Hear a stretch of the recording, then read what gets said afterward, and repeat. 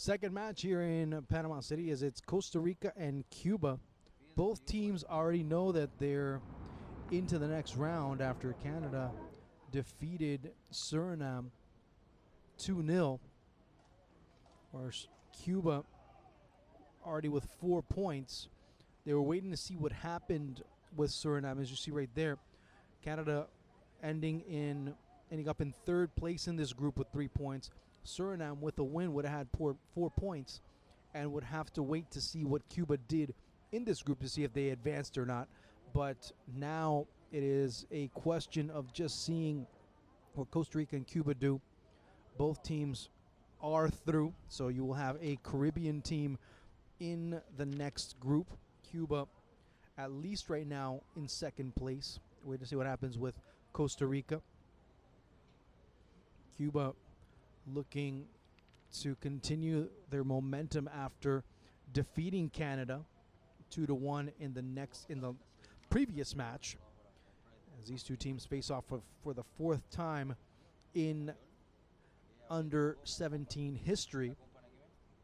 Whereas Group B will have the second place, Group D, will have the second place team from Groups A and B, and the winner of Group C. Group D would have the winners of Group B and A and the runner-up in Group C. So right now, and with all the scenarios that come up, we'll start to see if there's any changes. But right now it's looking like Cuba, Honduras, and the United States, Cuba, Honduras, and the United States. And the other group would be Costa Rica, Panama, Mexico. So lots of competition for 4 spots in the upcoming Under-17 World Cup, as both teams getting ready to come onto the pitch. We'll settle things and get the clearer picture in about 90 minutes or so.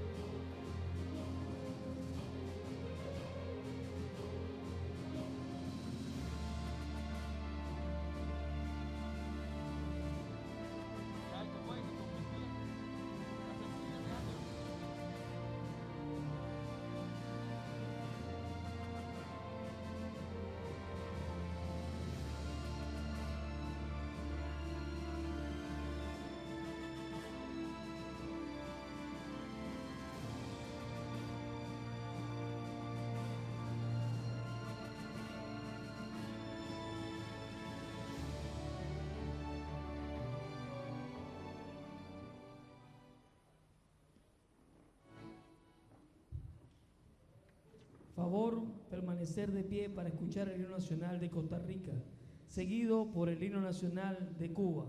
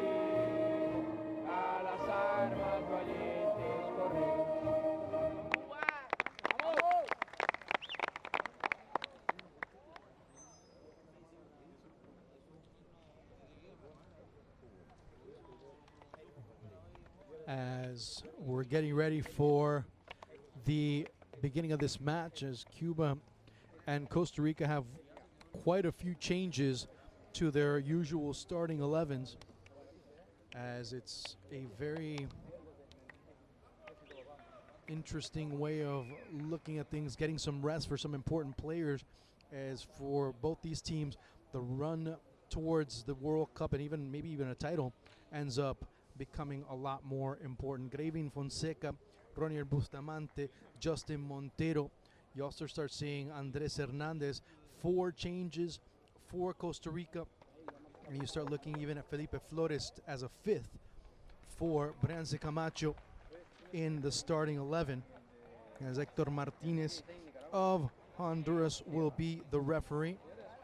Daniel Ake, Angel Jordani, and Jose Kelis, the assistants and the 4th referee for this match. Prince Camacho was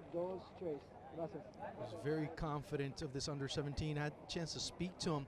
He was, of course, part of Marcelo Herrera's coaching staff. As you see here, Cuba's 11. Of course, you start seeing players like Roy Lopez, Jan Rodriguez.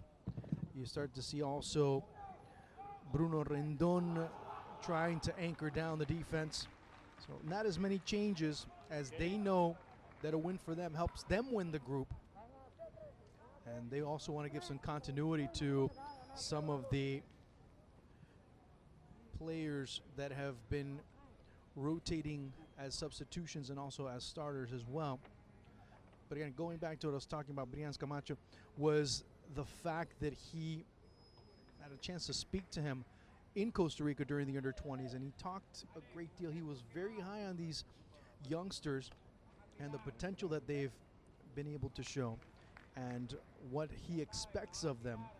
And he, alongside Marcelo Herrera, who happened to be here, he went back to Costa Rica as he is preparing his under-20. Actually, the under-20 call-up list for Costa Rica came out, and of course included Club America's Gerson Torres as the main highlight of that call-up of Los Ticos for the upcoming World Cup that will take place in South Korea.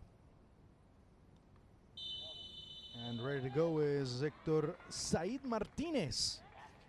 Says that we're underway here at the Maracanã as Group B looking to come to a close.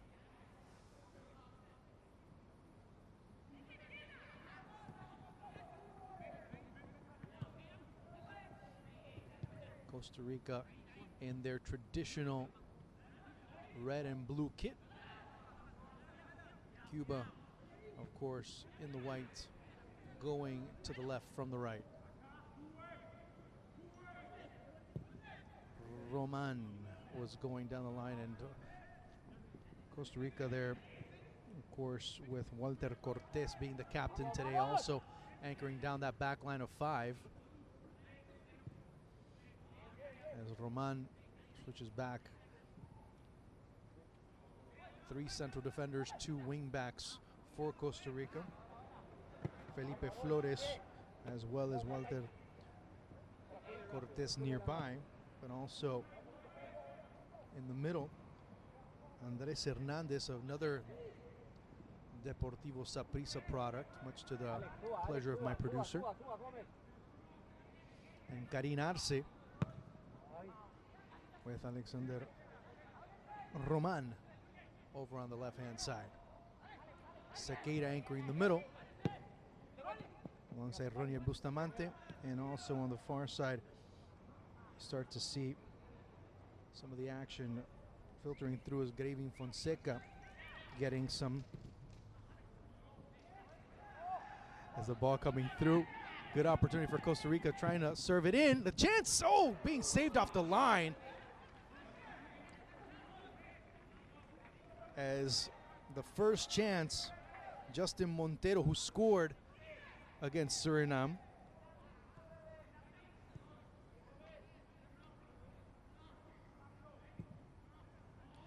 Justin Montero, of course, from Liga Deportiva Alajuelense. Got a good chance early. Costa Rica threatening, and how they've done through the wings, trying to find the middle, but good pause, waiting at that 1/10 of a second more.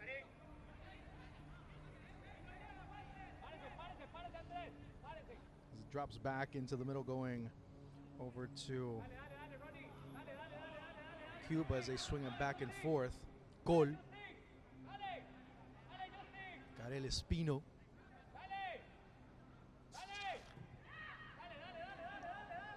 Again, Miguel Col to Roy Lopez, playing at left back today.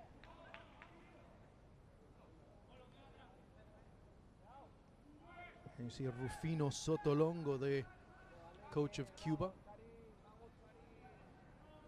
As one of the objectives for the Cubans already accomplished, to be able to get out of the group stage in this particular tournament. So start to see again cycles and generations of players being able to be created through Cuban football. Of course, their history is Montero bodying through into another save there by Echevarria, who was the man of the match against Canada last time around.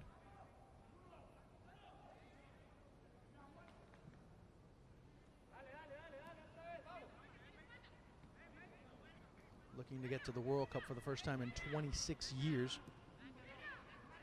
As I mentioned, won the Under-17 championship at the Concacaf level back in 1988.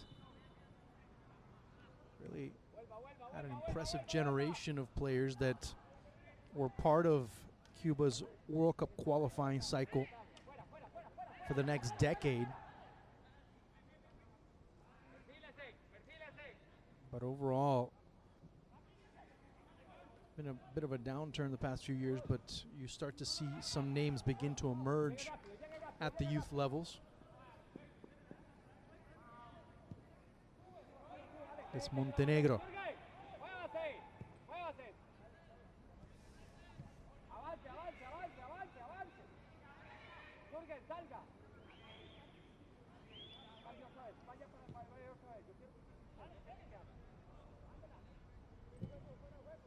Hernandez. Deep ball over to Cortés, as Costa Rica moving the ball back and forth very quickly, using a combination of long and short passes to be able to put Cuba's defense a little bit on the apprehensive end. Spinning around again, nice pass into the middle there by Felipe Flores, as he looks to run down and cause some problems.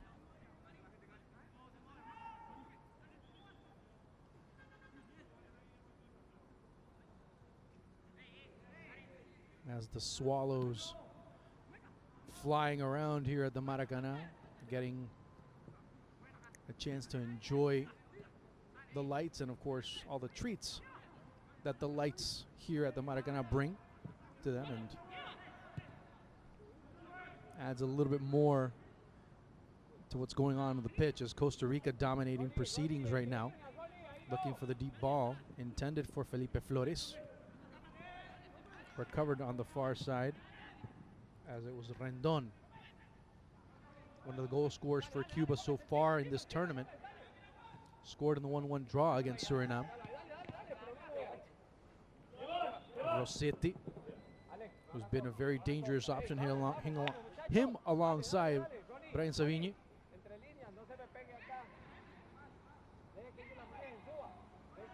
Sequeira, Jürgen. Not being able to connect there in the middle with Ronier Bustamante. Roman Bustamante. Sequeira looking to make himself available, but couldn't get away from the mark being put on him by Yandri Romero. Romero scoring the eventual game-winning goal for Cuba in the match against Canada.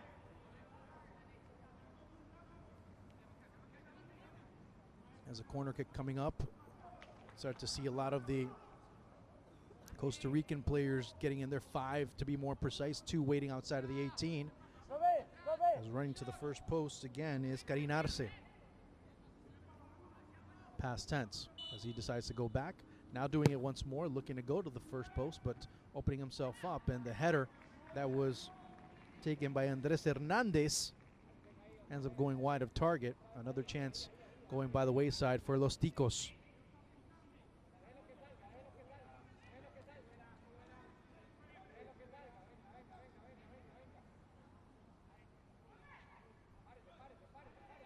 As is Dani Echeverria. If you want to start looking at an ideal 11, Echeverria is going to be in the conversation, at least based on his performances so far in this tournament. The young man from Villa Clara has looked very solid so far. As the throw-in being made there by Roy Lopez. Another one of the products in Cuban football, especially coming from Camagüey, the lone representative of that club. As the ball just bouncing in the middle, recovered by Cuba. Josue Vega. Lopez.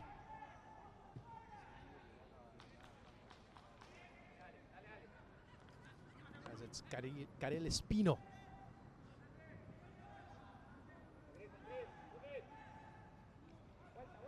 Jan Rodriguez.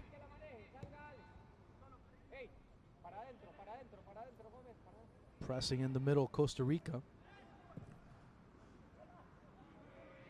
Now looking a little bit too much for the direct balls. You have 6 players in the middle of the pitch for Cuba, only 3 for Costa Rica to really try and play out of that middle sector. Very difficult, so trying to look to try and beat that back line. But then you also have a central defender that's playing a little bit more in a retreated position as Rendon going out wide, waiting for Karel Espino to bring the ball into the middle.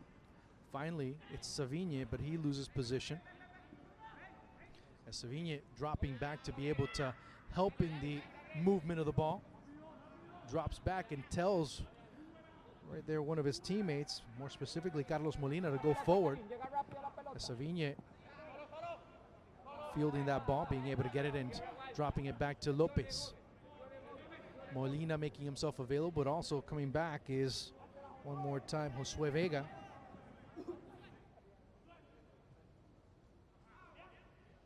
Savigne looking to send it to Yandri Romero, but chasing it is Ronaldo Rossetti.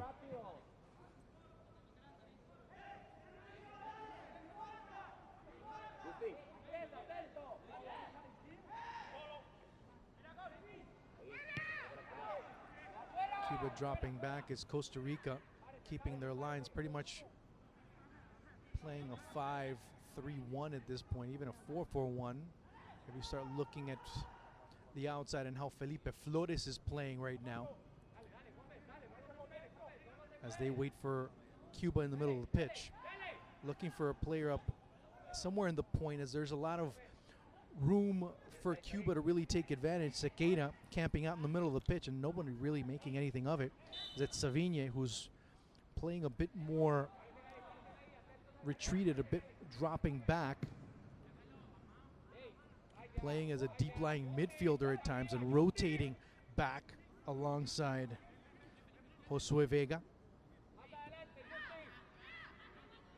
Right there, the space opens up and Costa Rica starting to converge in the middle. Savigne, Vega, the spacing there, not quite precise, but still Cuba with possession. And it'll go in favor of the Islanders, the team, of course, that ended up in second place in this competition.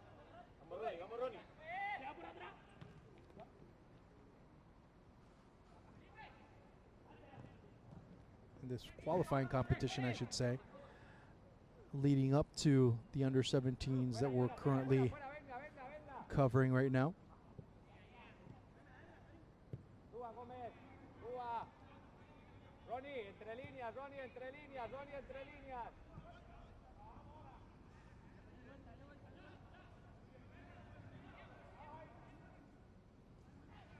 more importantly, Cuba, as well as Costa Rica, we might have a possibility that their respective streaks might end today. As Costa Rica with an impressive streak so far, as Costa Rica unbeaten in their last 6, as Echevarria comes off his line.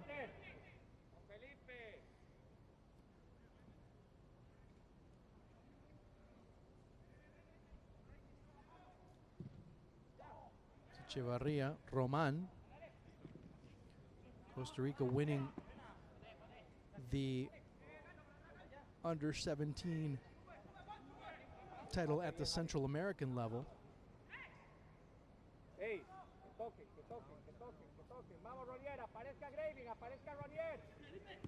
Cortés with Felipe Flores. Sequeira was all alone, but not being able to connect as Cuba able to drop back and recycle play and set up in the middle, or at least looking to set up in the middle of the pitch, which they do now with Vega. Savinia drops back as he's trying to make himself more available, but dropping back too much.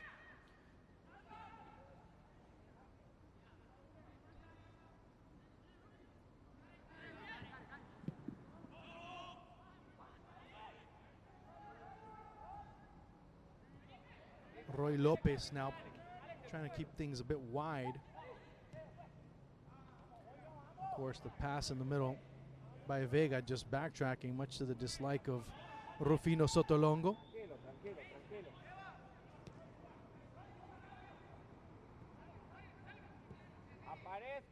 15 minutes in, no score, but Costa Rica have already had one huge chance in front of goal, and looks like they're trying to manufacture another one down the right side again, as again Costa Rica, but cutting back into the middle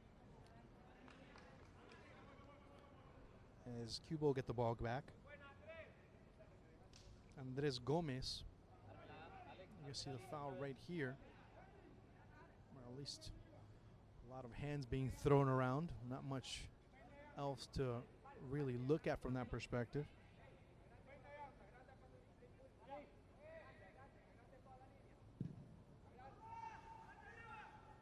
Looking to send it over to Yandy Romero, but Ricardo Montenegro able to collect it. So it goes out wide to the captain. Right there's it's Walter Cortés.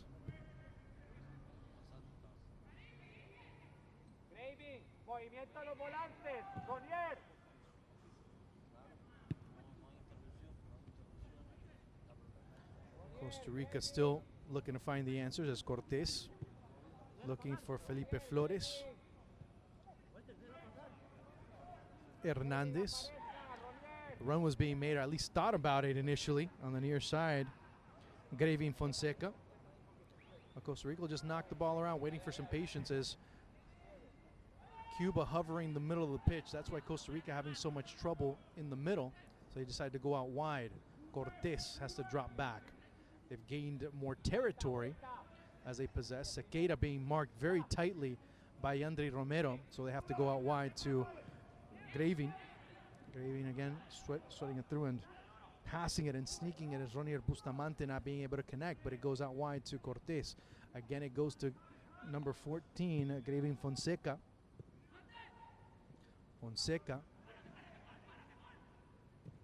Chance that goes over without a problem at all for Echevarria. As Echevarria doing a good job of handling and distributing very well. Many would have tried to just send a bullet over. Instead, he sends it over to the back shoulder of number 11, Ronaldo Rossetti.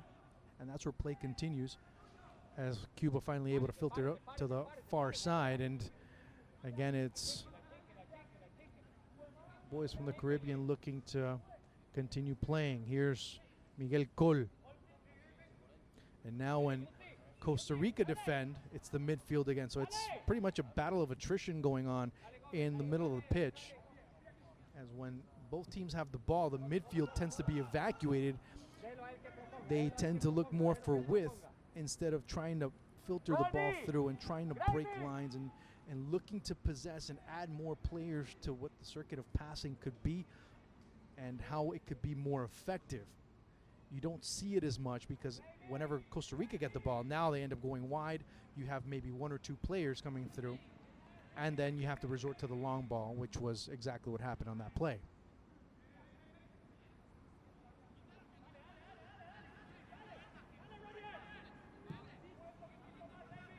As you hear Benítez Camacho. And you start to see Roy Lopez going up against right there Andres Gomez. He's winning it, keeping it for Costa Rica. On the far side is again Gravin Fonseca.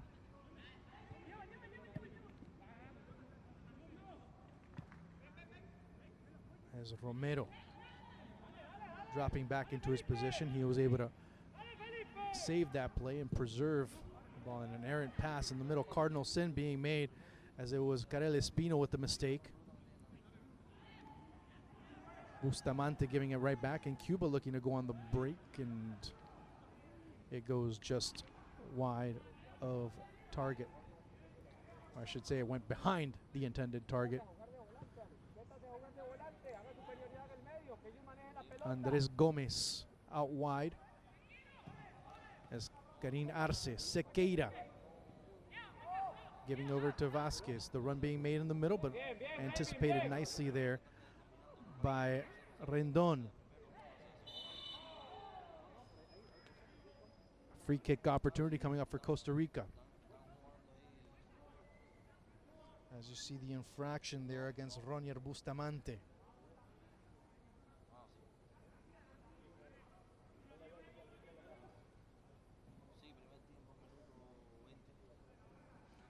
"20 minutes of the first half, no score.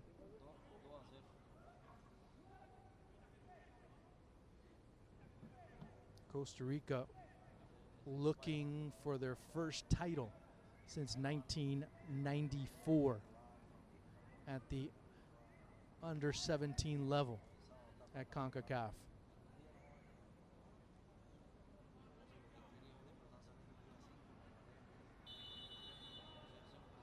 Free kick, good ball, saved by Echevarria. Rebound clearly rejected by Roy Lopez. As Cuba looking to break out, have nobody to break out to as they try to hold, but it finally goes out wide. Looking forward, the only player that was available was Ronaldo Rosete, but out wide is Brian Savigny now. And Rosete looking to run into space.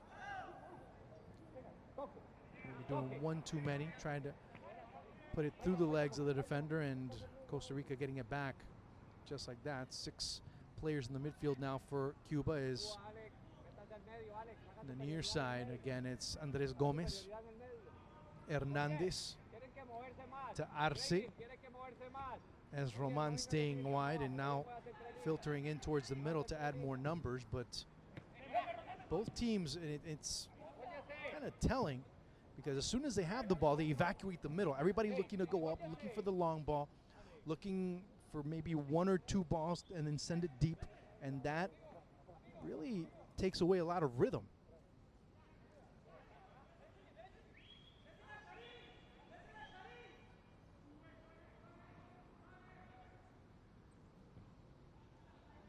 As everybody pushes forward, but not many, as Cuba really taking Sequeira out of the mix as far as being able to hold the ball,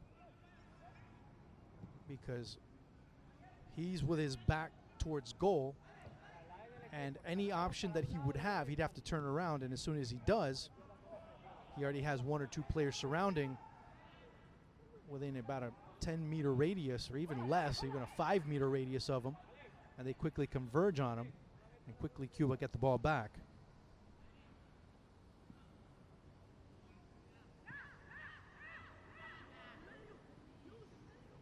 Sequeira staying put, looking to win the ball, which he's been able to do throughout the tournament, but there he commits the foul in order to do so.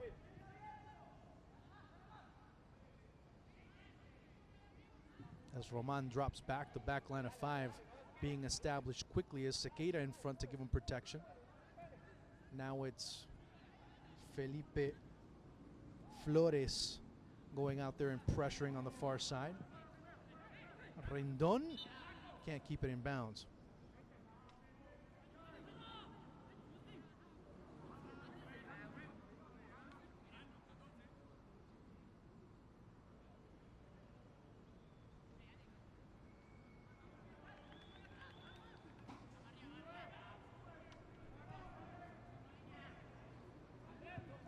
Costa Rica again having to drop back. Cuba now dropping another man is in the middle. You start to see Espino. You also see Col. You also see Rendon. But on the far side, we saw a bit of a contribution coming from number 6, Gianmarco Rodriguez, who hasn't been able to go out on the point and really go on the attack. So he's dropped back and going defense to be able to help the cause and be able to close gaps a little bit more.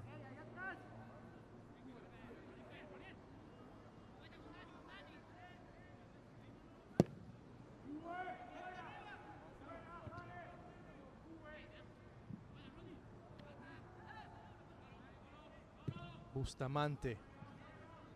Another deep ball, just looking to clear it out as Cuba push lines forward and reorganize in the middle. 4-2-3-1 for Rufino Sotolongo's men.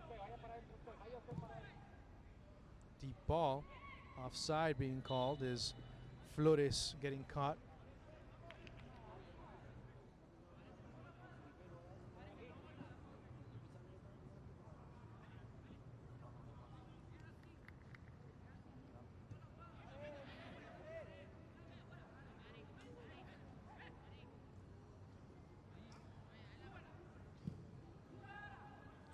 We're already halfway through this first half as it's Yandri Romero.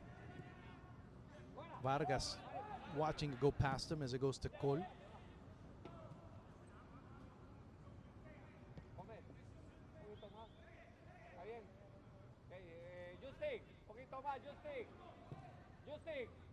Tomorrow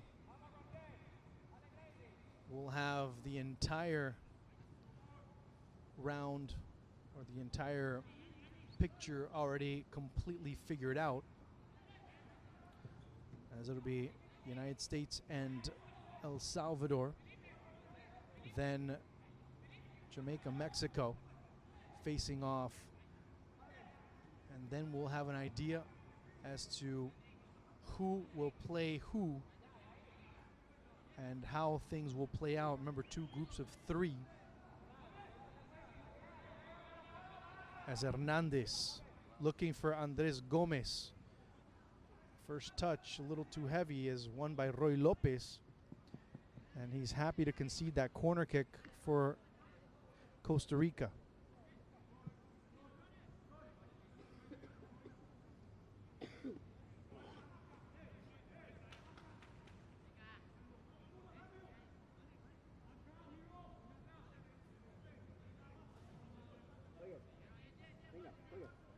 Costa Rica looking for the ball top of the 6 near that area.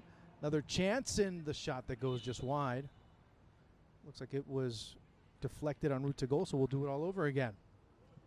As Felipe Flores wanted to take a crack at it, came very close. And we'll do it all over again.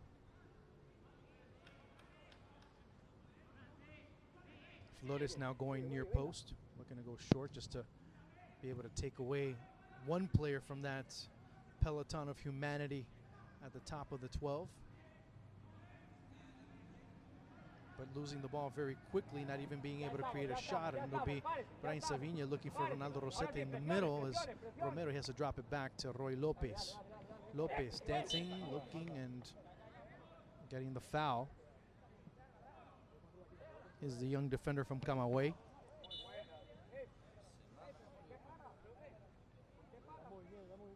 Well, he just told him to get out of the way, but I guess he wasn't watching, so he says, hey, wake up.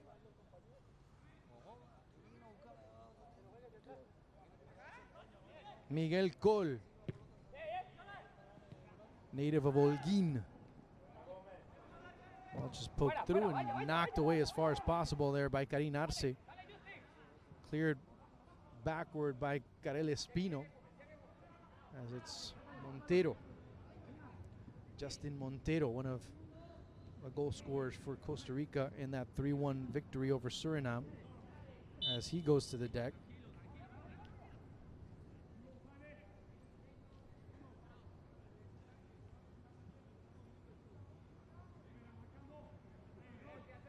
And you see right here,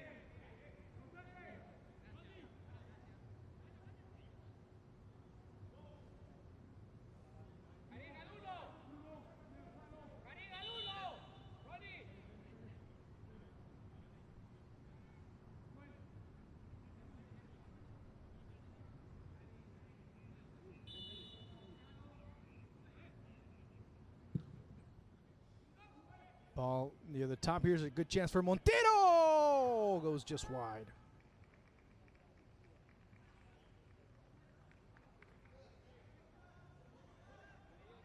Again, amidst all that traffic, Montero's still able to find a way to protect that ball and take a crack at it. Comes up very close to breaking things open here in the 29th minute.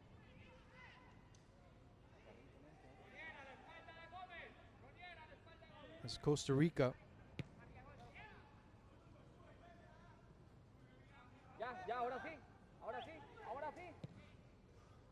continuing here is a good chance. It's Roman looking, surveying really quickly. Goes to Montero. That's saved by Echevarria. Tremendous shot. And another save by Echevarria.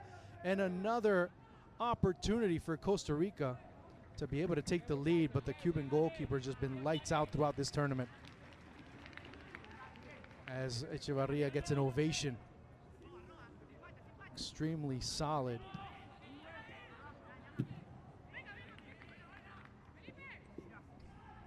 As Echevarria, very solid product.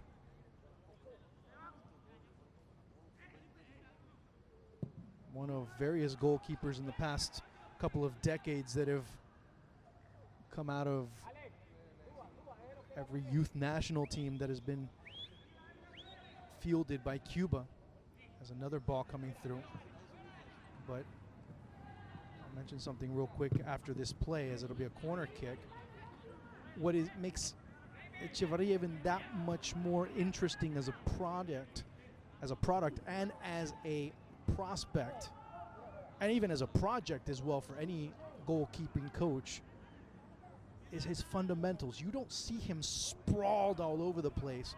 You don't see him looking for the acrobatic save. His fundamentals are so solid. You really enjoy watching how he's able to move from one end to the other. Great footwork, great positioning for a young goalkeeper his age. There's many goalkeepers at this age, 15, 16, 17 years of age, are always looking for the tremendous dive and the tremendous save, but don't really have down the whole concept of footwork. But with Echevarria, you're seeing something very different, as now Costa Rica finding the spaces behind the back line and being able to pressure consistently and create corner kicks, and another chance coming up for Los Ticos here in the 31st minute of play.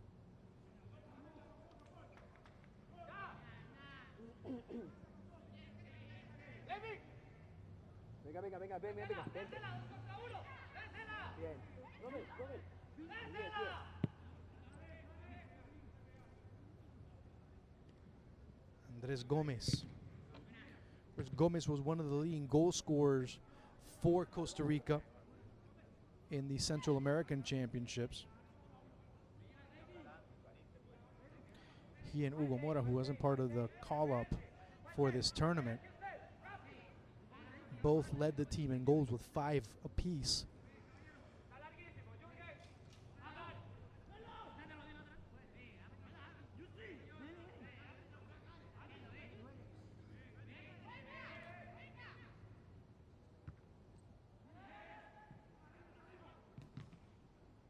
Another ball that gets cleared out. Montero battling and gets called for the infraction as he barreled through.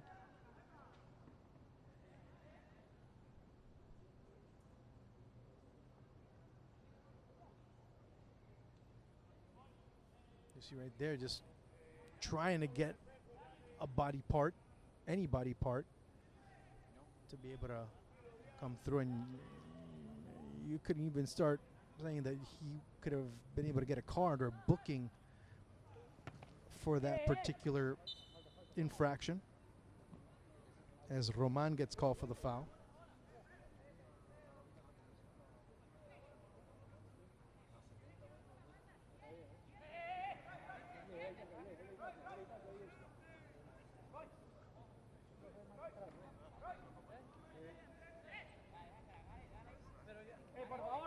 Of course, as I mentioned before, Earlier today, Costa Rica gave their list of players that will take part in the World Cup in South Korea. I'll give you that after this play ends up being developed, but again, it's Josue Vega. A lot of passes backward, looking again deep, this time for Savigne. And a foul being called on the opposite end of the pitch. It's the second time. You see right there, Hector Martinez saying, come on, calm down. You did that already before. Right there, coming in.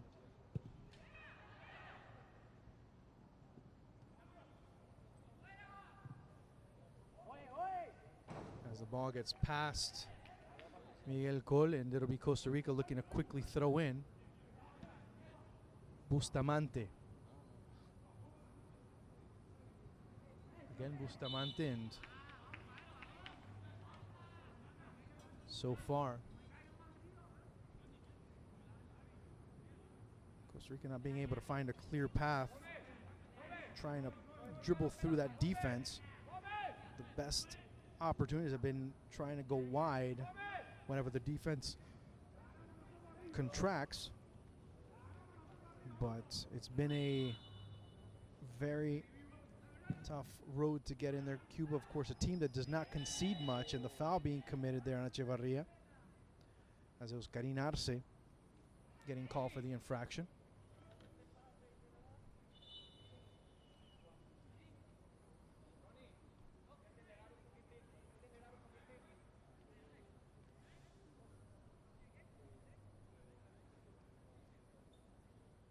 It's coming in, and it was just mistiming it, and as soon as he puts his head down, he's just looking to brace himself, because as soon as he jumped up in the air and started coming down, knew that he wasn't going to get to it.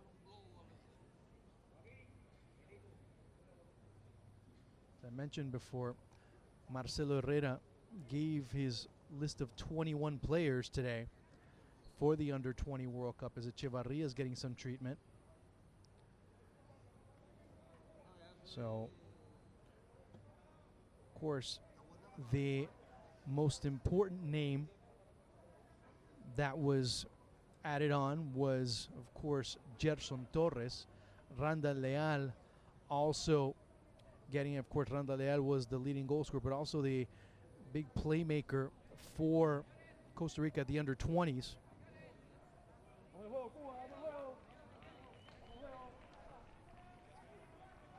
Most of that team that took part in the that Under-20 still called up. And Andy Reyes was the one that really didn't get the call by Popeye Herrera. That's Sequeira. Ball cleared in, is onside. Karel Espino.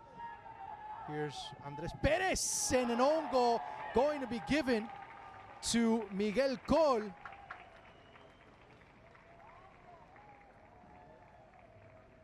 As Costa Rica take the lead 1-0 in the 37th minute. Looked like an own goal. We'll get the official, as many are looking in the direction of number 19, Justin Montero. Let's see if he got a piece of it. Initially looks like Col. Yeah, it's going to be Col. It's going to be an own goal on Col in the 37th minute. You can see right there.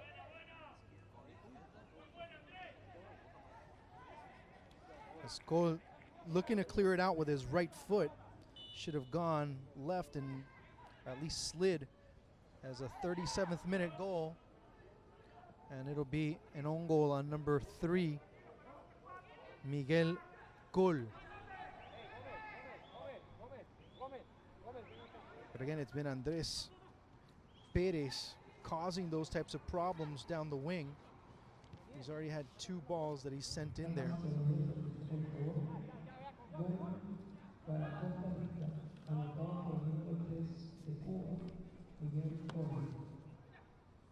So an own goal by Cole at 37 gives Costa Rica a 1-0 lead. It's just awareness there as the deep ball, unnecessarily deep there by Ronier Bustamante.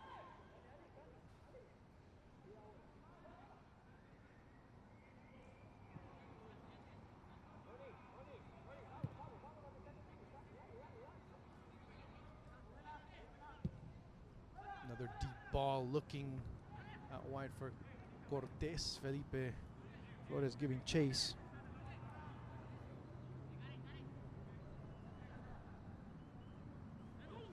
Also, of course, today it was also announced that the match between Costa Rica. Oh, here's a good chance. Oh, handball right there. As Sevigny has some trouble bringing it down. Costa Rica dropping back very quickly. And it's Ronaldo Rossetti. Rossetti being marked. And Costa Rica able to get it back as it's Sequeira. Gets behind Sequeira and Cuba getting it back as they're looking to press. Vega. There's Montero battling for the ball. And Montero had a lot to do with that goal because he was pressing, because if not for Cole coming through and knocking the ball in his own net, of course the difference between sticking out his right foot and left foot made a huge difference, as the foul will be called on Ronier Bustamante. This basic presence of knowing how to be able to clear that ball out. If Cole would have come in with his left foot, had a better chance to clear it out instead to try and use his right foot at the angle he was at and clear the ball over. You're playing some really high-risk poker there by going and using your right leg at that angle. That all being said, Costa Rica up 1-0, and Cuba at least getting a little bit of a reprieve by Los Ticos as they've been able to recover the ball. Hernandez. As it's, of course, Gravin Fonseca.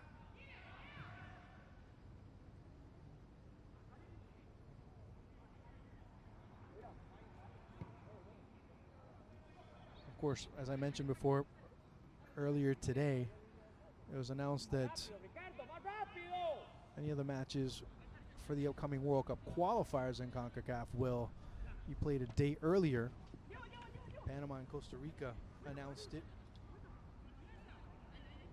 looking to help out Mexico as they will be traveling to Russia just a few days after the end of the latest round of World Cup qualifying play and heading to the Confederations Cup, as here's a chance for Flores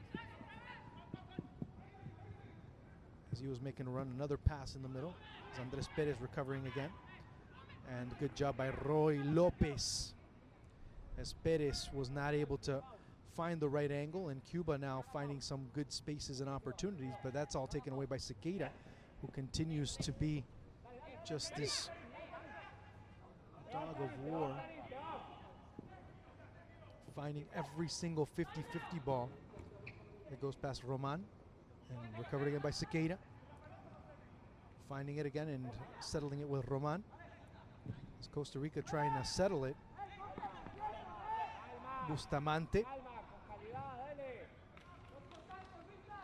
Finally Montenegro as Costa Rica settled it. We're in the final 3 minutes of this first half.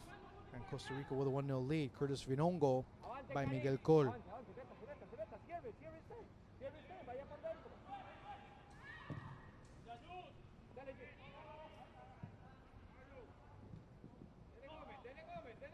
Col. Intercepted nicely there by Fonseca. The ball still right on the line. Good control there by Fonseca. And continuing to press forward.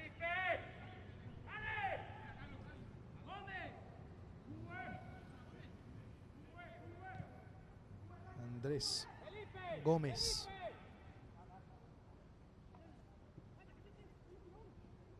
Cortés again going out wide, looking for Felipe Flores. Bustamante circling and getting a foul and being able to recover the ball and being able to get a free kick opportunity here, Costa Rica. As it goes out wide again to Andres Gomez, much to the chagrin of Rufino Sotolongo.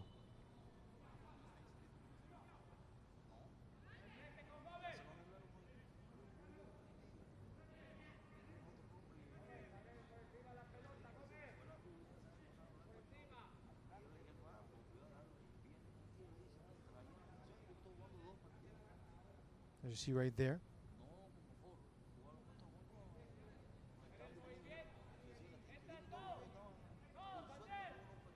As it'll be a good free kick chance.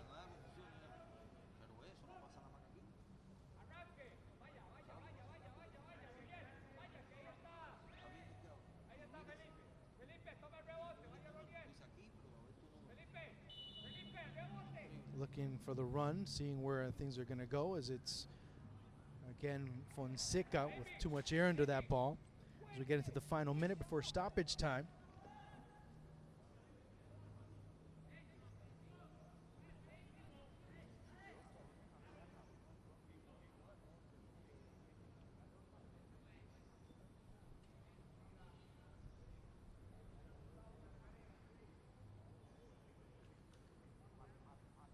Echevarria, and he really, you can't blame him for that goal.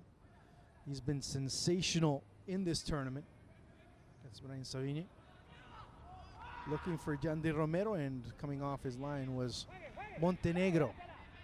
See how much time will be given by the referee. Has been a rather fluid first half. 2 minutes being given there by referee Hector Martinez.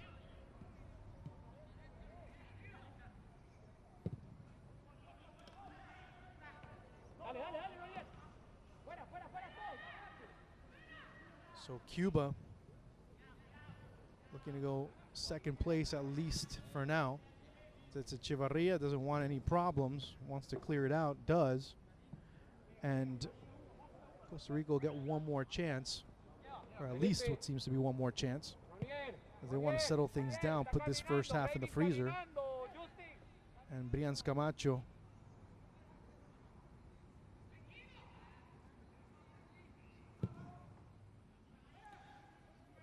still giving indications as it's Karel Espino, Echevarria.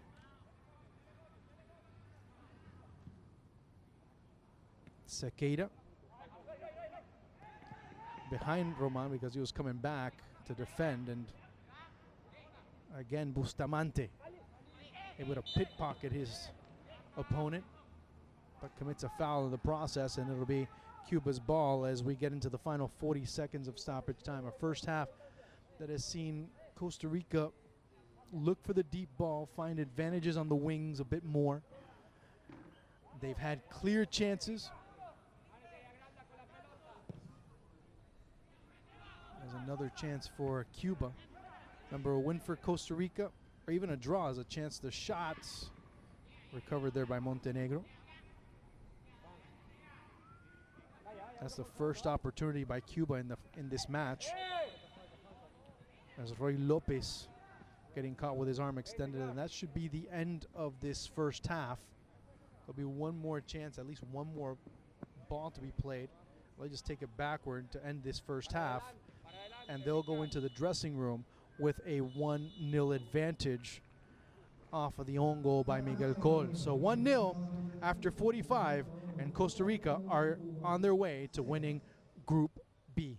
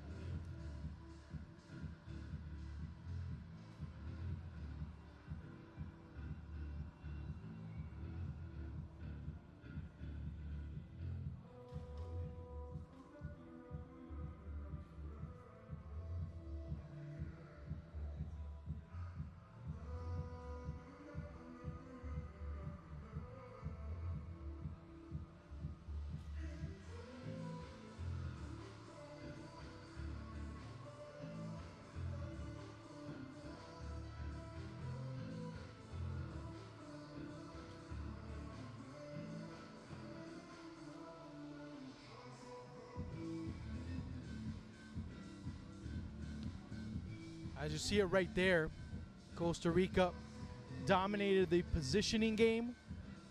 Possession, yeah, they had, but they were very direct, and they looked for chances. And it's only 1-0 because Cuba have probably the best goalkeeper in this tournament in none other than Dani Echeverria.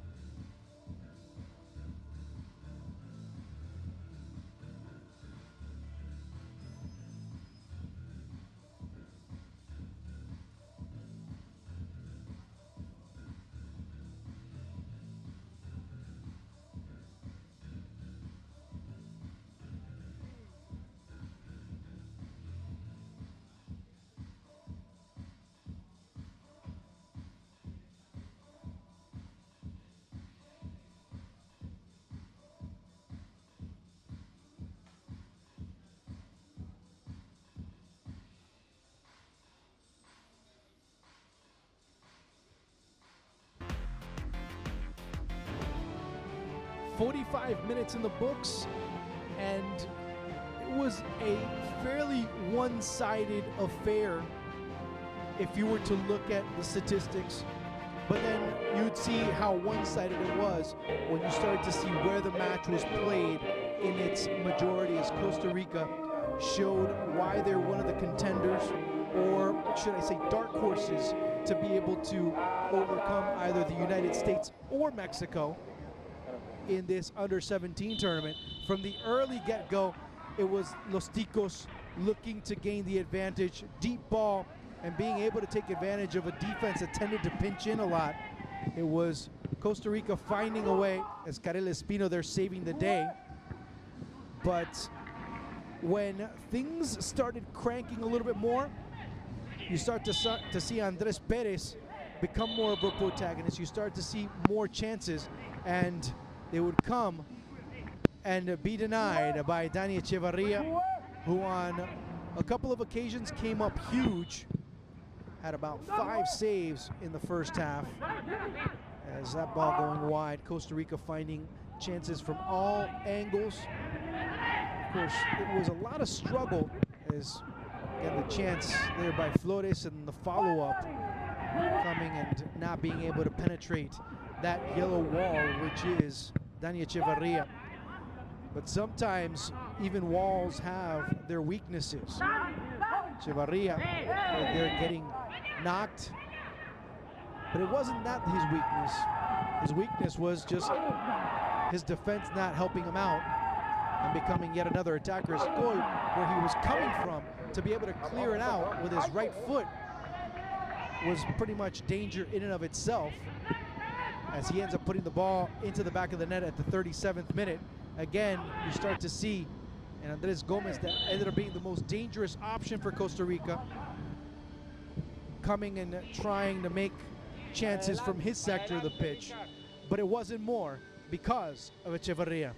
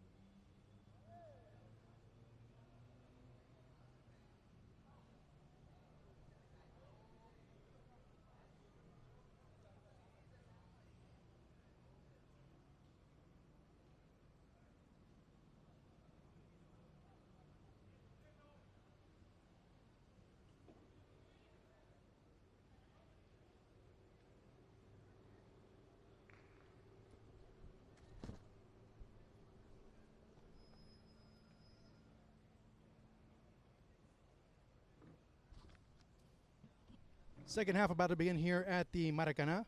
Costa Rica up 1-0. And getting ready to come in for Costa Rica's Jexy Harkin.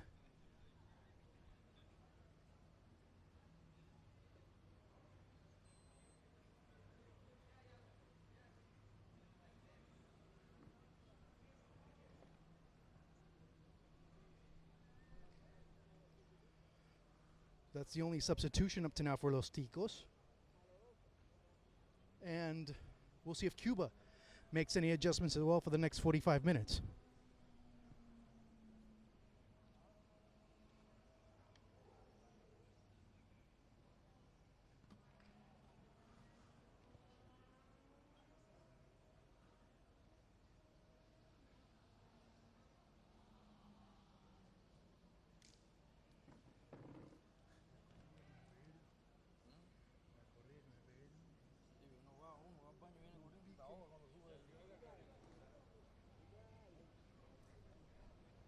So we're waiting to get indication as a substitution already in.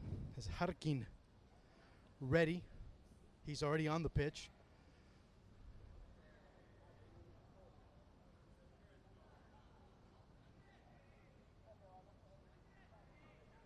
Waiting to see what occurs here.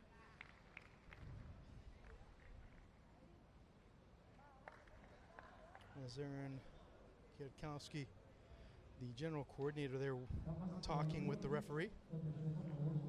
So Harkin comes on.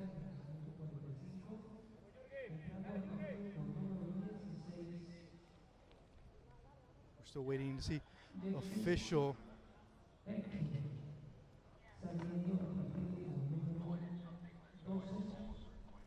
That's going to be Felipe Flores coming on. Just wanted to get official. It looks like Flores not being able to come on. Just wanted to make sure that it was Flores that was subbed off. So that's the first one of the match for Brian Camacho.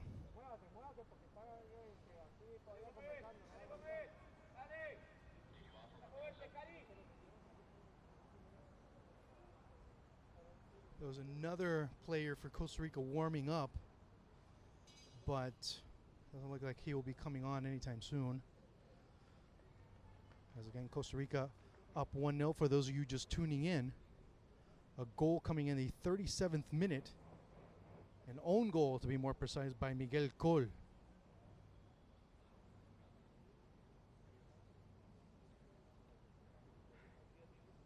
So we'll get things started for the second 45 minutes as Group B coming to a close.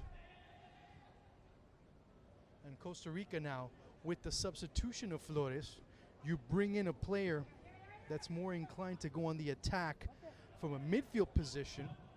And Harkin comes on, young man from Municipal Liberia. There's another chance, good chance for Cuba. Ball coming through, Montenegro able to get that without much of a problem. So Costa Rica going to a back line of four with Roman out wide, Karin Arce, Hernandez, and on the near side, it's, of course, the captain today, Walter Cortés. Sequeira in the middle. Out wide also is going to be Andres Gomez, as he's getting the ball right now. And on the attack, you start to see more of a projection by Gravin Fonseca, as Costa Rica will get the ball for the corner kick. See Fonseca a little bit further up alongside Montero. Montero obviously the forward, but Sequeira dropping back, and he's pretty much the lone player holding in the middle for Brian Camacho.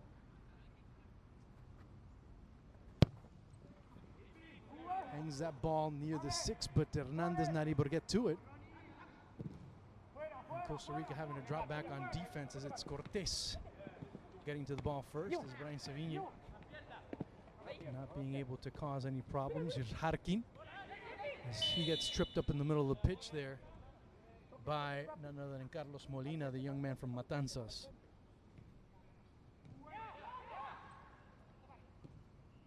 Cortés.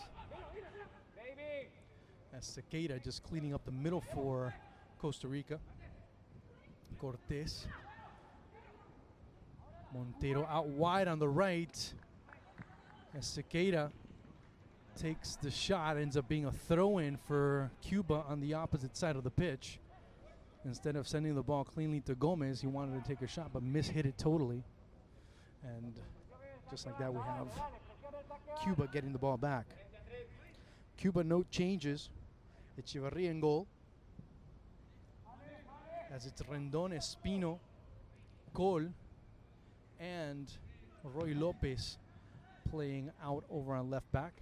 In the middle, you have, of course, Gianmarco Rodriguez.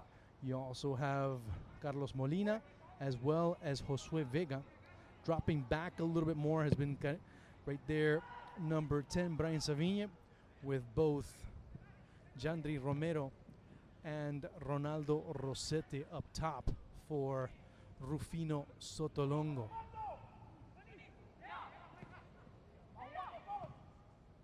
Costa Rica looking to control, looking to regulate things a bit in the middle of the pitch. As it goes through, here's a chance for Jandry Romero. Spins around, leaves the goalkeeper on the floor, sprawled all over the place. But Montenegro coming back. Here's a good chance. The ball comes through and Cuba equalize as it's Brian Savigne that scores at 49. A huge, ginormous mistake by Costa Rica, and Savigne goes on the board as Montenegro kicked the ball into the stands in frustration. As Savigne, look at the mistake here as the ball gets away, and Cuba now setting up a very interesting scenario. There, Savigne is able to get past one defender. And good presence. He didn't have the angle, but gives it over to Savigne, who comes back from the ball from Jandry Romero to Savigne, and we are tied at 1. And despite all the domination that Costa Rica had, all the chances that they had, it just takes one. That's the actual first shot taken by Cuba in this match. That's the first, as Savigne, of course, number 10, getting his goal. And things get a little interesting here. Actually, both teams have already qualified, as I mentioned at the beginning of the broadcast. But with the win, Cuba go top of the table. And, of course, that changes where both teams would be playing. In theory, you really don't want to be in either group. Or you have no choice but to be in one group or the other, because either you play Mexico or you play the United States. And in Costa Rica, you also have to add the Costa Rica factor if you're the other two teams in that respective group. Cuba also has been a very tough nut to crack. So also a very complicated bit of circumstances here is Costa Rica with a mistake, and they paid dearly on it. That's just one mental lapse with the difference that it can do and the damage that it can take, or it can make, actually, I should say. As again, it's dropped back, and Costa Rica looking to push up again, as Molina now resetting in the middle of the pitch.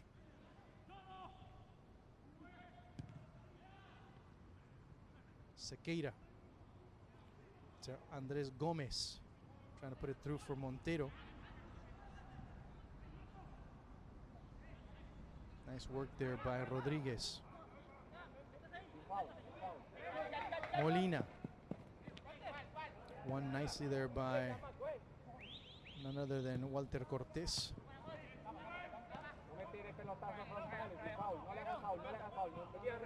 Football being played at a pretty frenetic pace. Both teams playing a little bit faster than they need to. A lot faster than they should be playing, and that's where you start to see the lack of control in the middle of the pitch.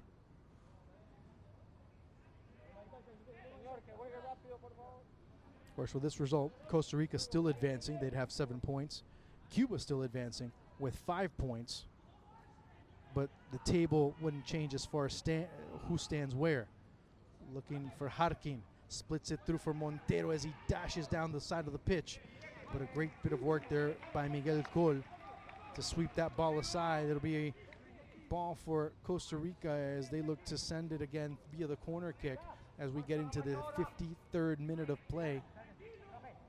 And we are level at 1.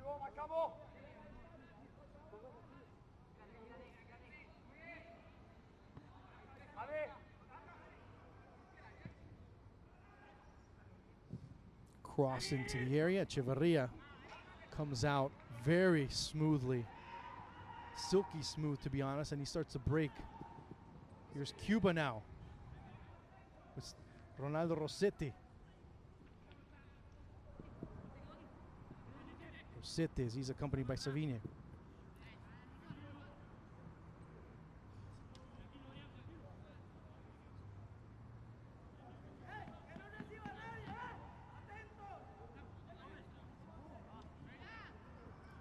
Savini, Rossetti, Roy Lopez looking for the foul and won't get it.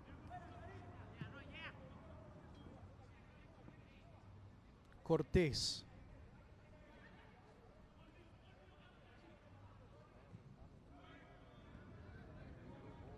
Sequeira in the middle as Costa Rica knocking the ball around in their own final third. Sequeira staying, now dropping back in the middle again is Ronier Bustamante. Out wide is Gravin Fonseca. Up top is Montero. As the run was being made by Andres Gomez, he drops back and gets the ball. Now he runs into the middle, has a good chance, but the ball gets away from him too much for a well-positioned Karel Espino. Now it's Savini trying to cause some problems. And Savini causing exactly that as he's able to recover, going up against Roman, but the young defender from Liga Deportiva Alajuelense, I know that's something my producer likes for me to say, being able to save the day there for Los Ticos.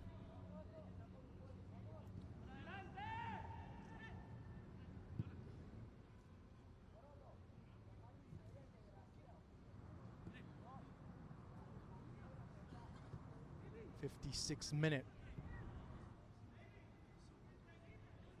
As coming on for Cuba will be Rivaldo Roldan.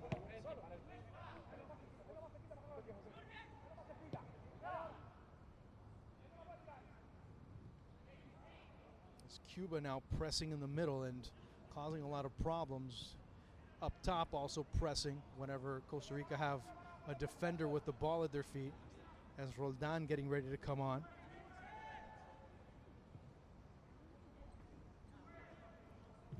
Deep ball again. Harkin. As he gets bodied away there by Rendon. And Harkin will give Costa Rica a chance to try and put another shot on target via the set piece.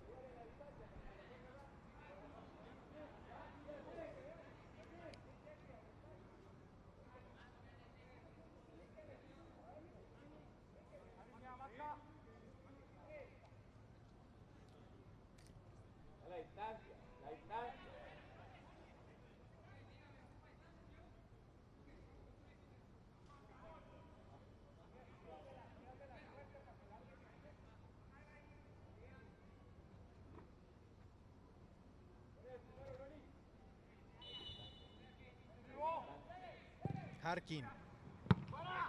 It's cleared away there by Rendon. Roman.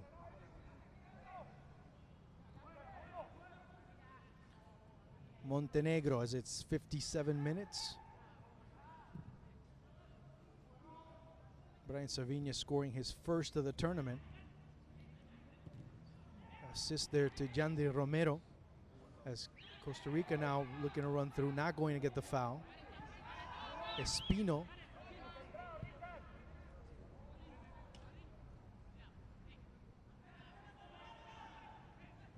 As again, continuing to move the ball around, Josue Vega moving back into the area and looking for Molina, but not getting to him.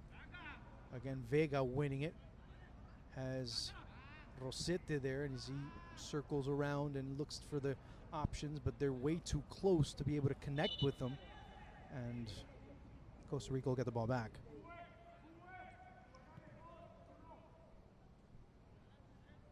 Hernandez, 58th minute of play.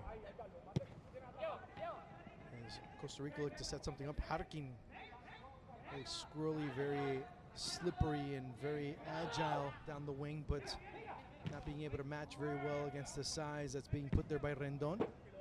Hernandez being able to clear that ball aside, and a substitution coming on as Rivaldo Roldan will be replacing right there, number 11, Ronaldo Rosete. So Rivaldo replacing Ronaldo for Cuba.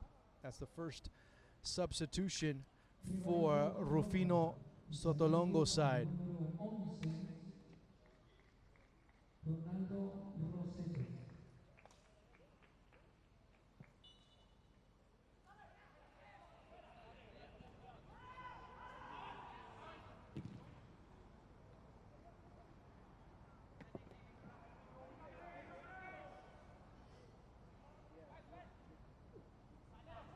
Cortés as he finds Montero. Here's Harkin running behind Fonseca. And again, you start to see Cuba with every passing minute. They're a team that with each wave that the opposition comes at them with, they seem to get stronger. They seem to get more confident. They seem to have an understanding where they need to be. Costa Rica looking to break that tendency. Dropping back and clearing it away was Roy Lopez.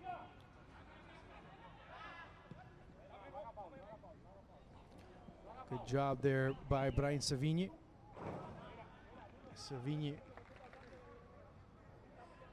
continues to show some good work with the ball at his feet, continuing to be persistent, if you will.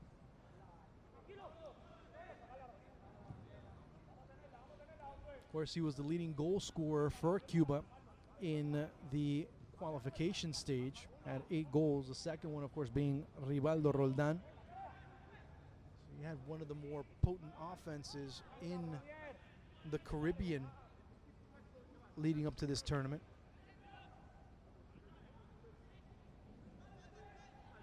And probably one of the offenses with the most diverse amount of players that you could find as far as scoring is concerned.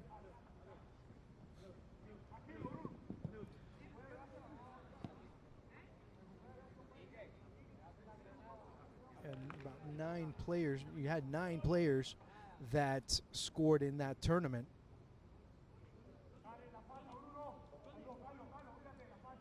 So, and you can even add the own goal that was scored in their favor. So everything really went well for Cuba up until they faced Haiti in the final. Of course, to get there, they had to face Dominica in the very first match, a 9-0 win. Then a 5-0 win against Barbados as Costa Rica again looking to play out. Here's Harkin.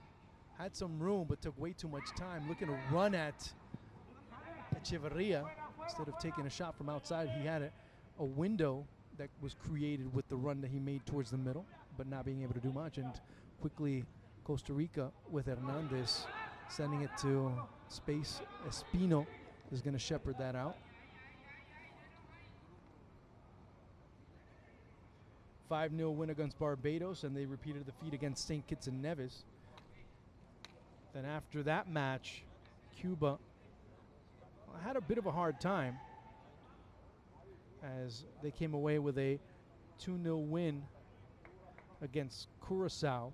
And things got back on track, I guess, if you want to put it that way. A 6-0 win against Guadalupe. They defeated Suriname, the team that they played in this group and drew in their debut. But they beat them in the qualifying stage 2-1. And they beat Jamaica 1-0 in the semis before succumbing to Haiti 5-0 in the final.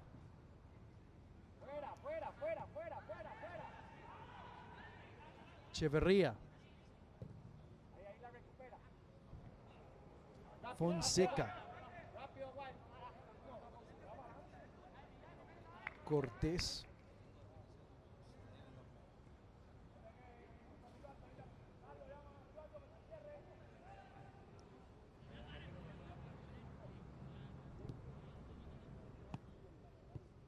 It's Costa Rica looking, but as soon as they go into the middle, there's a lot of problems, there's a lot of traffic, and Cuba able to get it back.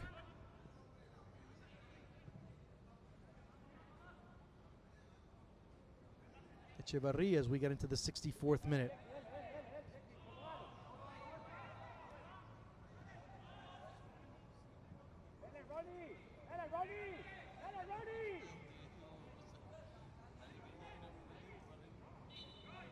And of course, if you date the winning streak for Costa Rica as substitution coming on for Los Ticos, it'll be number 6, Walter Cortés coming off. Coming on will be Anderson Fernandez of Saprissa. So, second substitution for Brians Camacho.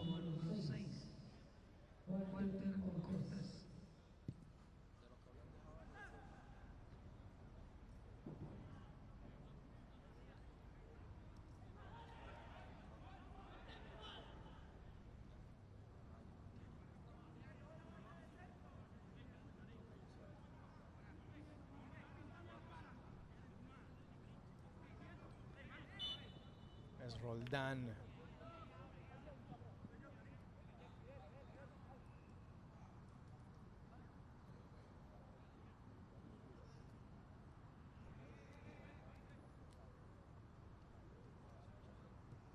Costa Rica, of course, as they play the ball out of the back with Montenegro.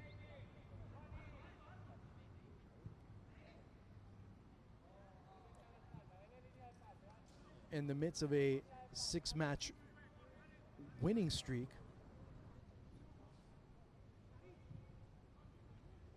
If you include the Central American qualifiers, as it's Montenegro that gets the ball back and they start moving the ball from one end to the other. They, of course, find themselves in the midst of a 6-match unbeaten streak at the under-17 level.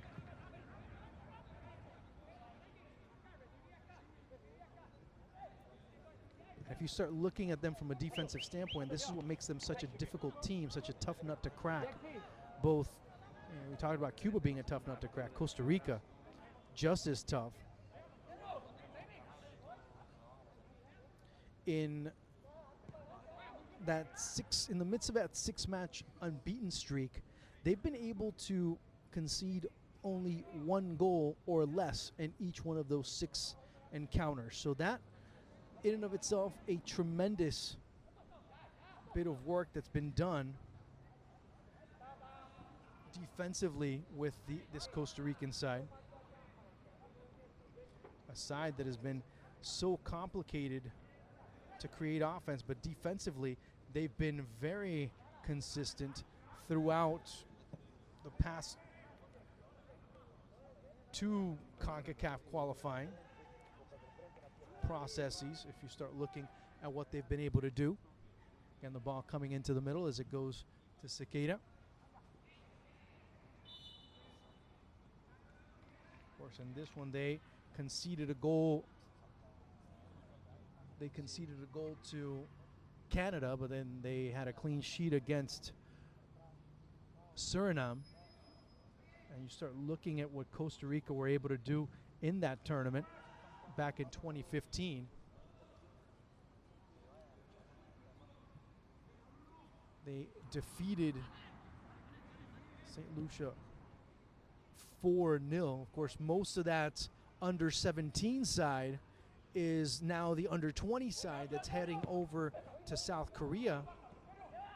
A team that had a great deal of expectations coming into that under-20 tournament. As it's, again, the ball coming through. It's cleared away at the last second. As Montero not being able to control it, but one of his teammates is able to get the ball. Out wide again. That's Andres Gomez looking to put it through! And what a golazo by Andres Gomez to be able to find enough space. And he's even amazed himself as Costa Rica, with a lone effort by Andres Gomez, making it 2-1. The young man from Belén giving Los Ticos the lead once again at 68. You can see right here, look what he's able to do as he goes and takes that angle. And that's very important to show he didn't hesitate. Goes to that far post, nothing Echeverria could do on that one. As Andres Gomez with a rocket from the wing at 68, giving Costa Rica again the lead. And it's just a good bit of technical skill that's being shown by the leading goal scorer for Costa Rica in Central American qualifying. Here's Harkin. And you don't understand why at times Costa Rica abandoned him on the attack, and now it's Savinha looking to take the break. Out on the wide side is Roldan, but it gets cleared away, and Costa Rica now looking to get a chance, and now it's Fonseca looking for Gomez, as I think they found the sweet spot, and now it's Gomez again looking to take it in. Gomez looking for some partners, dropping it back in. Here's a chance for Harkin! And a substitution coming on for Cuba, as it'll be Omar Perez coming on, and he will replace Josue Vega.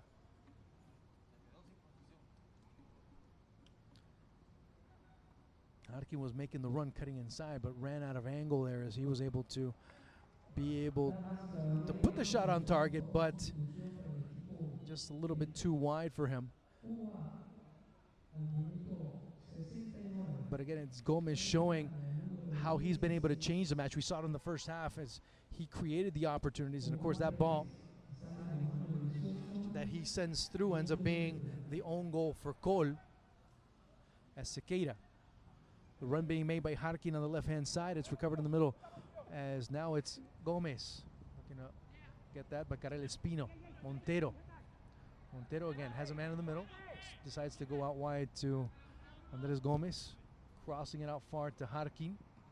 Harkin able to get it through. Harkin pushing through. Harkin with a chance, and Harkin making it 3-1. As Harkin at 71.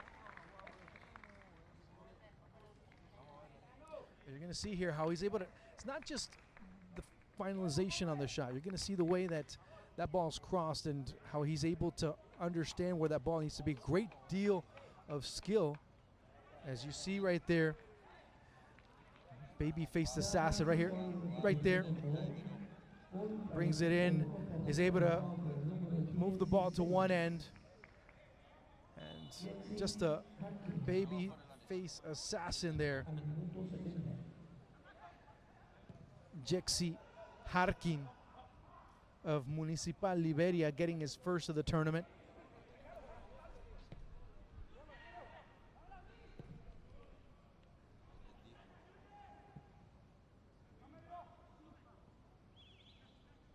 There's Costa Rica. 2 goals in 3 minutes, now looking for more, but it's Echeverria.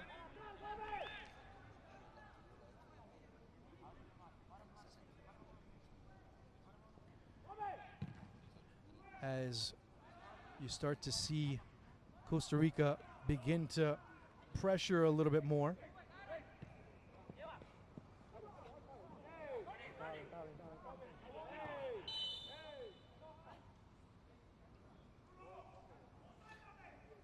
down right there on the near side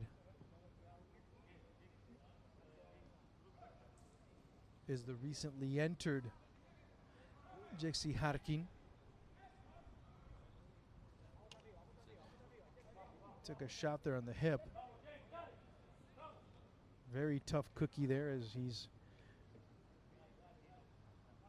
able to find the wherewithal, and also he knew he was able to trap it, but he was able to just replace it, just place that ball wide, and a good opportunity for this team to be able to start seeing some other talent and start to show some depth, as Costa Rica now showing other options that can come off the bench.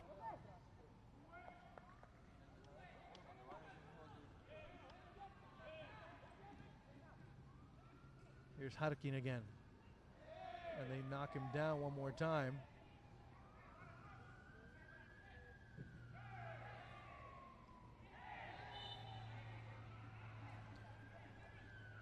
Harkin, of course, very instrumental in Central American qualifying. Harkin was more of a provider. Of course, his big match came against Belize as the Swallows making their presence felt. You hear all the chirping as they're all flying about, being attracted by all of the fauna nearby. And the lights, more than that.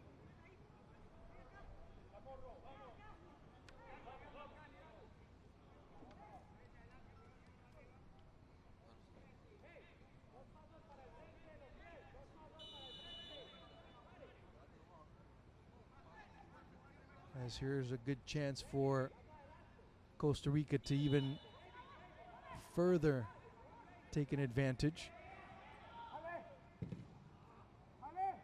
Trying to plow that ball through, but again, Costa Rica, and the recently entered, of course, he came in a little later, Anderson Fernandez,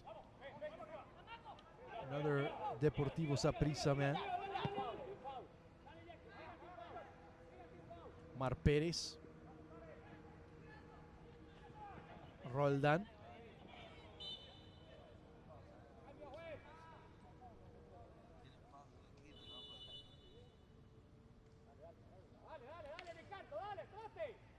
and Costa Rica will put in their third goalkeeper now. It'll be Kevin Chamorro coming on for Los Ticos, as he'll get the final 15 minutes of action.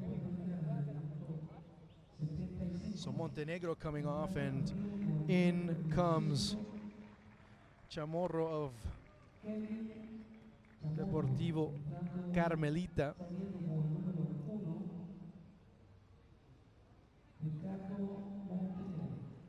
So Montenegro comes off, and Chamorro gets some time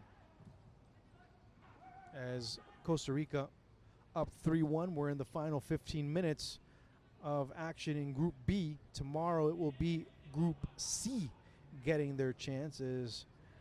The United States pretty much with a foot and a half. They've already qualified, but they want to clinch the group. Many thought it was either them or Mexico, and they were exactly right. As Chamorro. Costa Rica breaking, and this is where they're strongest, in transition. Harkin, as the ball will go to Cuba as it went out of bounds.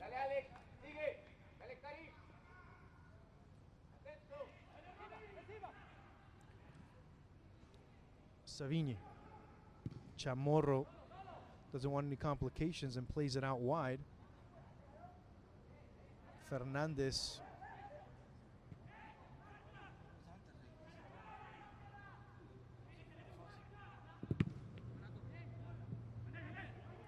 Rendon, Cuba going a little bit more aggressive now down the wings.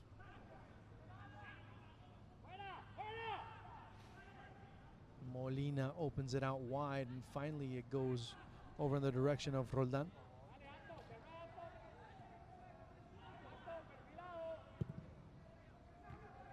As it goes to Saviña.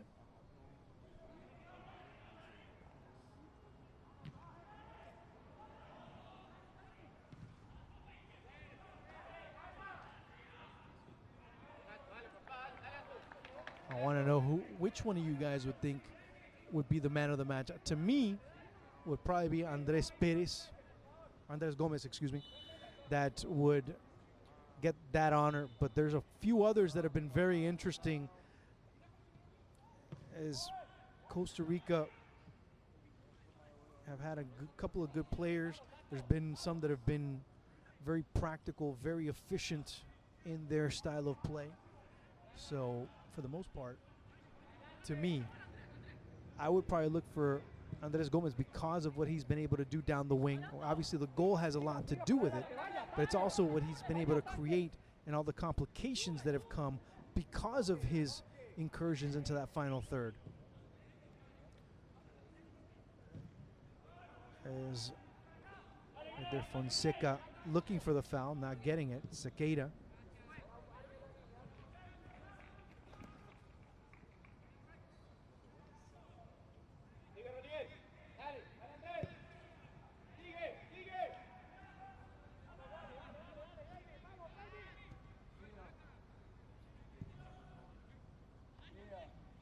Perez, 79th minute as we get into the final stretch here at the Maracanã. As Costa Rica in the 68th and the 71st were able to get things back in control after Cuba got everything level with a 49th minute goal by Brian Saviña. For Cuba, this result would pretty much snap a streak for them of note.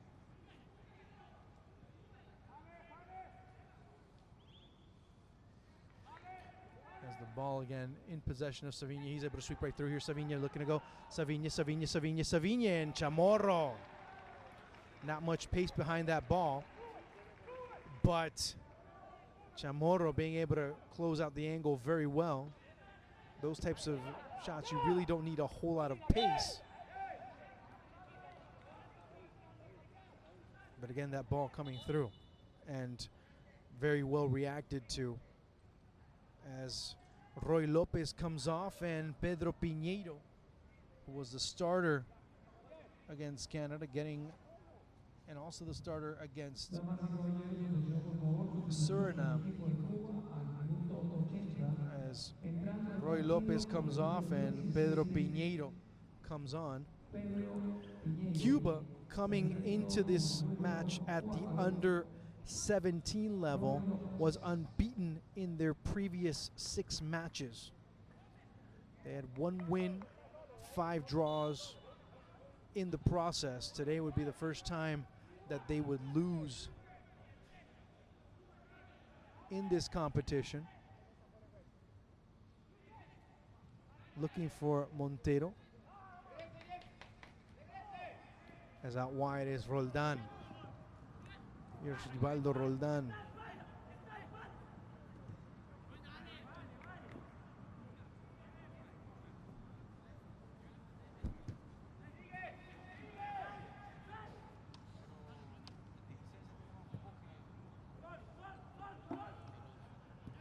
Of course, Cuba in that last, if you want to date back to the under-17s back in 2015 when they were in Honduras, they opened up qualifying play with a 5-0 loss to the United States. In that match, goals by none other than Hugo Arellano for the United States, as Cuba looking to complicate things for them on the attack. Joe Gallardo had a hat trick, and then Alejandro Zendejas ended up tacking on one of the 5 goals for the United States on that day. Since that point, Cuba were able to muster up draws against Honduras, Jamaica. Both of them 1-1 as right there Miguel Col down on the pitch. Let's see what happens here. Just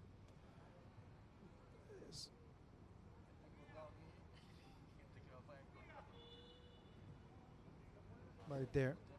Yeah, as the goalkeeper comes in as Echeverria takes out his own teammate. Pretty painful right there.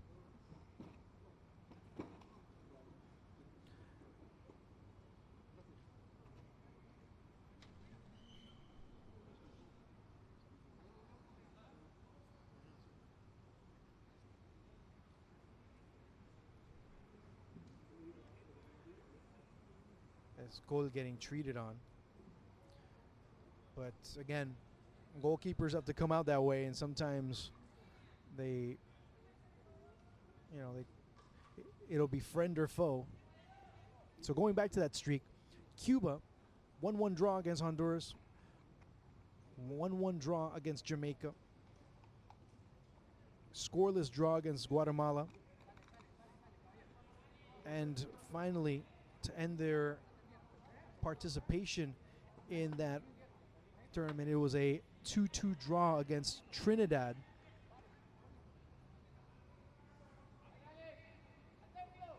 Both Puga and Borromeo scoring for Cuba in that particular match.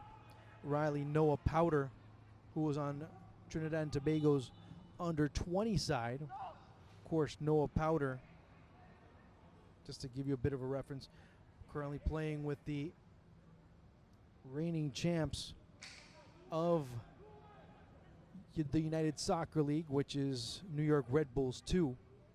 So you do have a player of reference on that under-17 team for Trinidad. But for the most part, the streak coming to an end, as you see right there, Roldan kicking a little bit and going to pressure, and it's Harkin freeing up. Harkin again, good job, good work to be able to find the players. The ball looking quite wide there for Gravin Fonseca as we get into the 85th minute of play. So I want to know, who do you think is going to be man of the match? Who would you who would you consider your man of the match? That's interesting to find out in the final minutes of this encounter, as Cuba's still looking for that goal.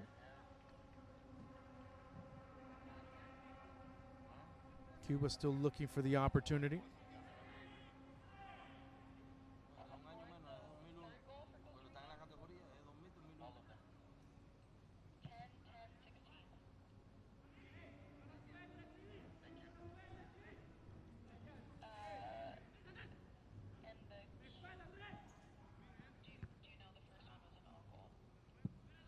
As the ball again for Cuba, looking to reset.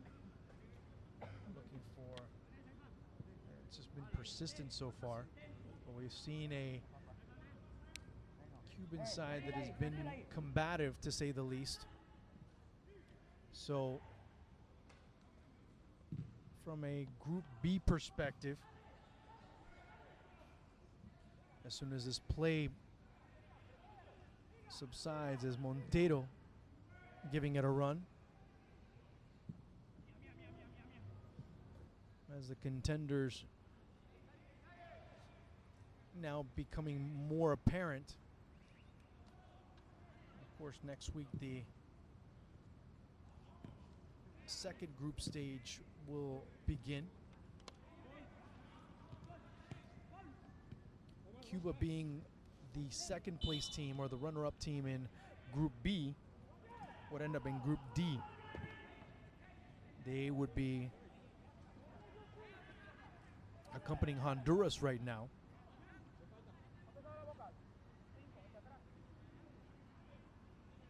Based on how things are going. The second place team in Group B and the second place team in Group A going into Group D as Chamorro. Of course, the only thing left is to see who ends up being the first place team in Group C, which will most likely, barring a tremendous meltdown,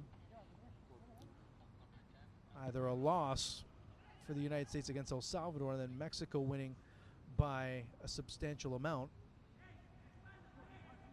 Remember, the United States with a +7, Mexico with a +4. They'd have to win by 3, 4, or more goals against Jamaica, and the United States would have to lose.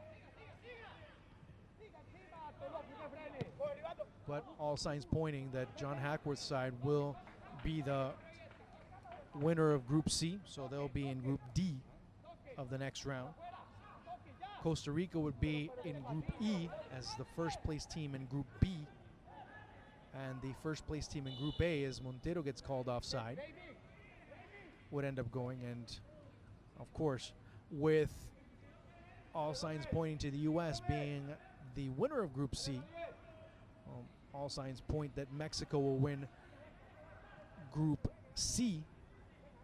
Now, there's a bit of a caveat when I say that, because if Jamaica wins, then all bets are off, as Jamaica would end up being in that group.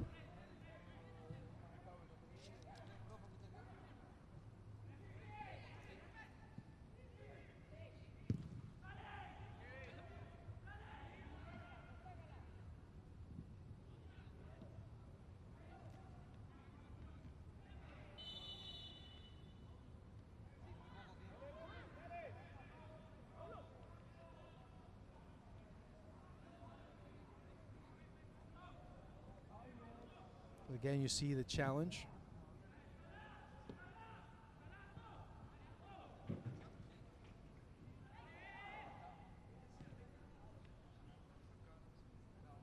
As Costa Rica in the final 30 seconds plus.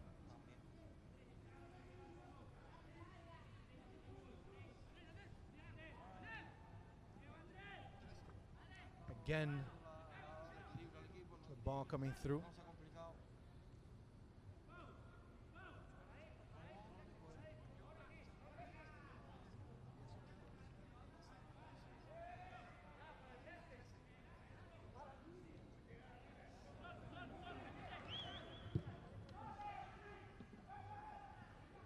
Again,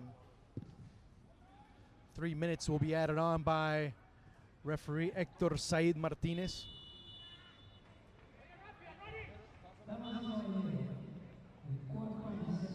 So play will be stopped in Costa Rica.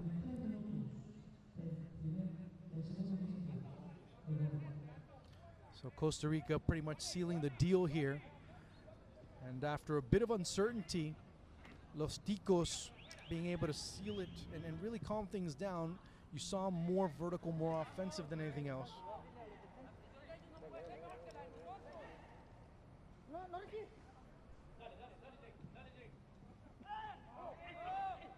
And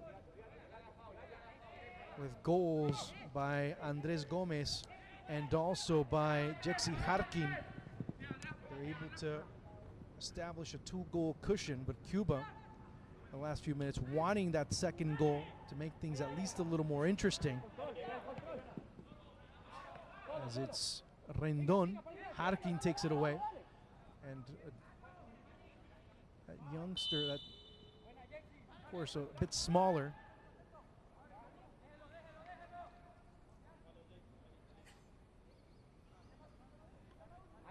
as we're halfway through stoppage time now. Cuba looking for the deep ball as they look to try to attack and create an element of surprise, which with that deep ball at this stage of the match is far from that. But overall, we haven't seen a team that has been able to really create, and it's, to me, Andres Gomez has to be the man of the match. You can also give some credit to Harkin. Montero has also been a battler Cicada has been at times very solid. So you can get a few options from there. But to me, and for Cuba, Echeverria, it's interesting what goes on as far as the development of play. And so, to me, I would put Andres Gomez. But if you put Cicada as well, I don't think that would be a bad thing either, as we're into the final 25 seconds or so as the ball skips right past the intended target, which was Gianmarco Rodriguez, and he's able to make things happen here. And as we get into the final 10 seconds of the match, or final 10 seconds of the stoppage time that has been given by Hector Martinez, and it'll about come out 3 short as Costa Rica advance as group winners of Group B. Cuba will be accompanying them in the next phase as the runners-up. So Cuba will head over to Group D. Costa Rica will be in Group E after a 3-1 win against Cuba. So goals, the own goal by Col, the equalizer by Savigne, and then number 10, Andres Gomez, and finally Harkin with the goal at 71. Give Costa Rica yet another victory. 3-1, your final score. Have a great evening, everyone.